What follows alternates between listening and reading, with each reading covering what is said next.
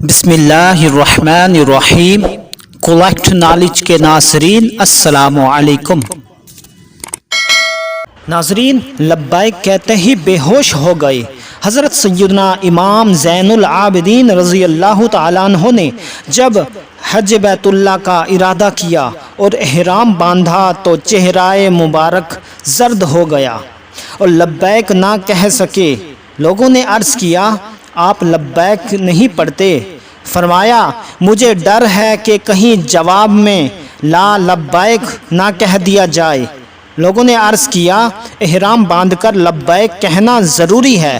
تو آپ رضی اللہ تعالیٰ عنہ نے لبیک پڑھا تو بے ہوش ہو کر سواری پر سے گر پڑے، اور اختتام حج تک یہی صورت رہی کہ جب بھی لبیک کہتے بے ہوش ہو جاتے۔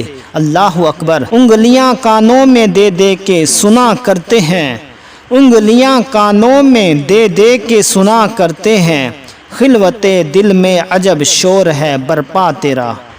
ناظرین، یہ ہے سیدنا امام زین العابدین، جن کو بیمار عابد، بیمار کربلا بھی کہا جاتا ہے، اور تقوی کا اور خوف خدا کا یہ عالم ہے کہ لبیک کہتے ہوئے ڈر رہے ہیں کہ کہیں اللہ کی طرف سے لا لبیک نہ کہہ دیا جائے۔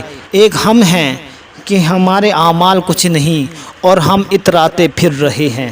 دعا ہے کہ اللہ تعالی ہمیں سچا عشق، اپنا خوف عطا فرمائے اور ہمیں حج بیت اللہ کی سعادت نصیب فرمائے، آمین۔ Thanks for watching my video. اللہ حافظ۔